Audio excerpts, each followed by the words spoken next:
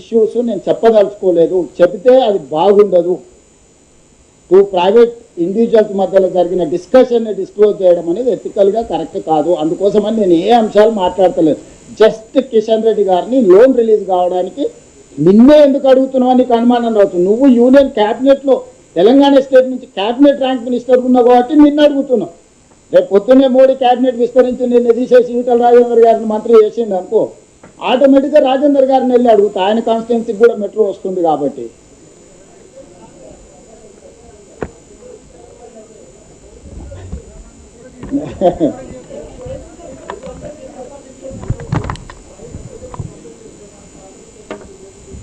నేను అదే చెప్తున్నా, టూ ఇండివిజువల్స్ మధ్యలో జరిగిన దాని మీద నేను డిస్క్లోజ్ చేయను. ప్రైమ్ మినిస్టర్ గారికి రిప్రజెంటేషన్ ఇచ్చిన, ఈ ఇష్యూస్ ఉన్నాయి రిజాల్వ్ చేయను రాతపూర్వకంగానే నేను ప్రైమ్ మినిస్టర్ గారికి రిప్రజెంటేషన్స్ ఇచ్చిన. Yes boss, I met Ashwini Vaishnav, I spoke to Ashwini Vaishnav thrice. Yeah, that is what I don't want to disclose, but my problem is this.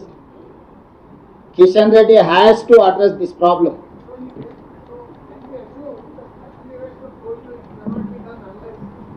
That is up to you. I cannot restrict, I cannot impose any conditions on my journalist. So journalist is having his wisdom to visualize anything. That is up to you. నేను అదే చెప్తున్నా, ఈరోజు మెట్రోకు పరిమితమై మాట్లాడండి. మీకు ఏమేమి ఉన్నావో agenda ఇస్తే రేపో ఎల్లుండో మళ్ళీ ప్రెస్ కూర్చుంటే మొత్తం మీకు అన్ని సమాధానం. ఈరోజు దీన్ని డైల్యూట్ చేయకండి. ఇది చాలా అత్యంత కీలకమైన విషయం. దీనికి చాలా ప్రాధాన్యత ఉంది. చాలా కష్టపడి దీన్ని ఒక కొలిక్కి తీసుకొచ్చినాం. ఇది ఈ హైదరాబాద్ నగరం అంతర్జాతీయ నగరం కావాలంటే ఇది చాలా అత్యవసరం. నిన్నగాక మొన్న నరేంద్ర మోడీ గారు కూడా యుద్ధం జరిగినప్పుడు మీరు మెట్రోలలో వెళ్ళండి, మెట్రోని వాడండి, మీరు డీజిల్ తక్కువ వాడండి, వెహికల్లు తగ్గించుకోండి, అన్ని సూచనలు ప్రధానమంత్రి గారు చేసింది. సూచనలకు తగ్గట్టుగానే మరి మేము మెట్రో విస్తరించుకునే ప్రయత్నం చేస్తున్నాం. ఎందుకు ఆగుతుంది? కొన్ని టోటల్ డీటెయిల్స్ కిషన్ రెడ్డి గారు ఒప్పుకుంటే కిషన్ రెడ్డి గారు, బండి సంజయ్ గారిని తెలంగాణలో ఉండే లోక్సభ అండ్ రాజ్యసభ ఎంపీలందరికీ సెక్రటేరియట్లోనే పవర్ పాయింట్ ప్రజెంటేషన్ పెట్టి ఇస్తా. మొత్తం అగ్రిమెంట్ కాపీలన్నీ కిషన్ రెడ్డి గారికి ఇస్తా. ఇవి కాన్ఫిడెన్షియల్ అగ్రిమెంట్ కాపీలు కాబట్టి నేను మీ అందరికీ ఇవ్వడానికి కొంచెం వెనుక ముందు ఆలోచన చేస్తున్నా. సో అన్నీ కిషన్ రెడ్డి గారి ముందర పెడతా. కిషన్ రెడ్డి గారిని, బండి సంజయ్ గారిని మన దగ్గర రాష్ట్రంలో ఉన్న లోక్సభ అండ్ రాజ్యసభ ఎంపీలకు రాష్ట్ర ప్రభుత్వం తరఫున సెక్రటేరియట్లోనే పవర్ పాయింట్ ప్రజెంటేషన్ పెడితే one of the important journalist also కూడా ఇన్వాల్వ్ చేస్తాను. మీరు అందరు విని చూడండి. ఇక్కడ రాజకీయం నేను మాట్లాడడం లేదు. నా పాయింట్ రాజకీయం కాదు. ఫేజ్ 1 మెట్రోని మనము స్వాధీనం చేసుకోవాలా, కొనుగోలు చేయాలా. ఫేజ్ 2 విస్తరణకు మనము అనుమతులు తెచ్చుకొని నిర్మించుకోవాలి. ఇదే నా లక్ష్యం.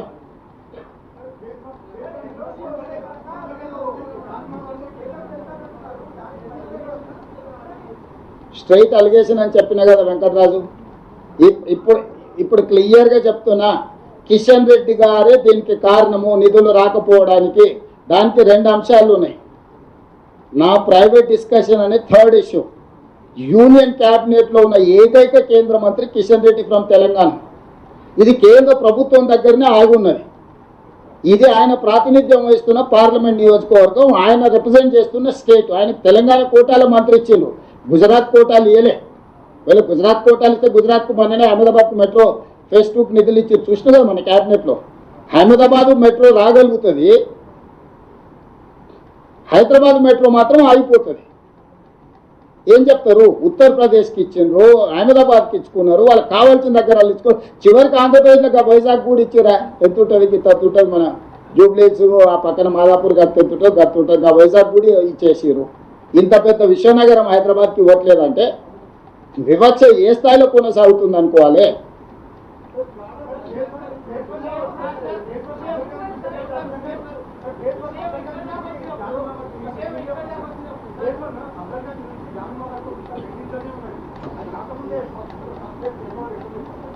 ఎందుకు రాహుల్ ఉన్నదే యాస్టిజ్ వెరీస్ కండిషన్ మీదనే తీసుకున్నాం. మిగతా అన్ని మనం నిర్మించుకుంటాం. ఉన్నదాని వాల్యూ, ఉన్నదాన్ని అసెట్ చేసి కన్సల్టెంట్ని పెట్టి ఉన్న ఆస్తి అసెట్. ఇప్పుడు నువ్వు 10 ఫ్లోర్లకు బిల్డింగ్ పర్మిషన్ తెచ్చుకుంటావు, 4 ఫ్లోర్లు కట్టుకున్నావు, మిగతాయి కట్టుకోలేదు. నువ్వు అది కొనుగోలు చేసినప్పుడు ఏం చేస్తావు?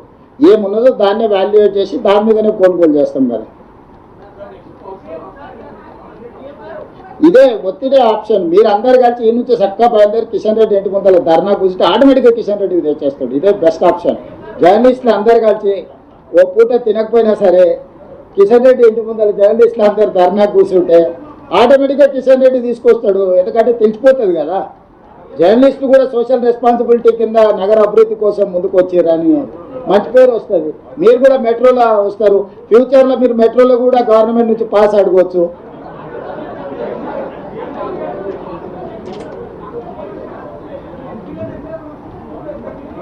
చేస్తాం సార్. ఇప్పుడు మన సామ భేద దాన దండోపాయాలని యుద్ధతంత్రం చెప్పారు కదా వెంకట్కే.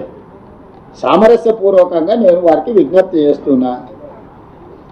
ఇంత దూరం వచ్చినా ఇన్ని విషయాలు చెప్తున్నానంటే ఏదో ఒకటి ప్రణాళిక లేకుండా వస్తామా? మీరు కూడా ఇట్లా అమాయకంగా అడిగితే ఎట్లా?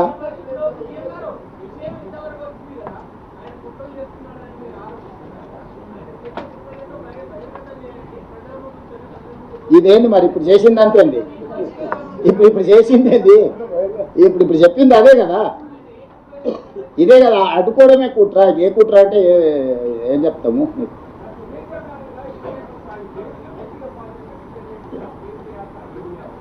ఇప్పుడు కిషన్ రెడ్డి గారు వెనకాల ఎవరెవరు ఉన్నారు అనే దాన్ని అది ఆయన చెప్పాలి. డైరెక్ట్గా మనం అక్యూజ్ చేస్తున్నది కిషన్ రెడ్డి గారిని. కిషన్ రెడ్డి గారే క్యాబినెట్ మినిస్టర్. ఈవెన్ బండి సంజయ్ని కూడా అక్యూజ్ చేయట్లేదు. Bandi Sanjay union cabinet minister కాదు, మినిస్టర్ ఫర్ స్టేట్. అతను మంత్రివర్గ సమావేశంలో భాగస్వామి కాదు. కిషన్ రెడ్డి గారే మంత్రివర్గ భాగస్వామి. నరేంద్ర మోడీ గారి క్యాబినెట్లో తెలంగాణ కోటాలో union cabinet minister only Kishan Reddy గారే. నేను అడగాలి, కిషన్ రెడ్డి గారు తేవాలి. ఇది రాష్ట్రానికి మేలు ప్రయోజనం. అందుకే నేను అడుగుతున్నా కిషన్ రెడ్డి గారిని తెమ్మని.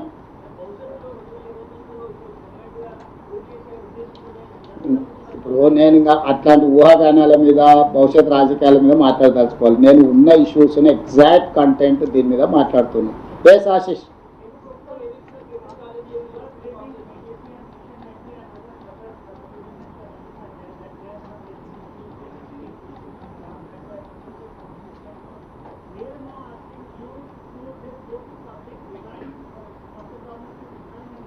Definitely ask Narendra Modi. Myself and Narendra Modi will resign and will ask public mandate.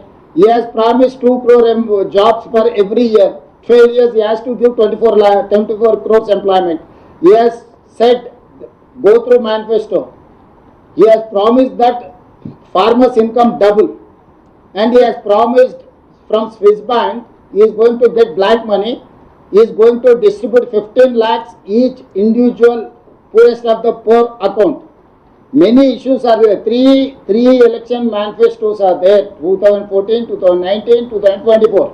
These 3, he has not implemented anything.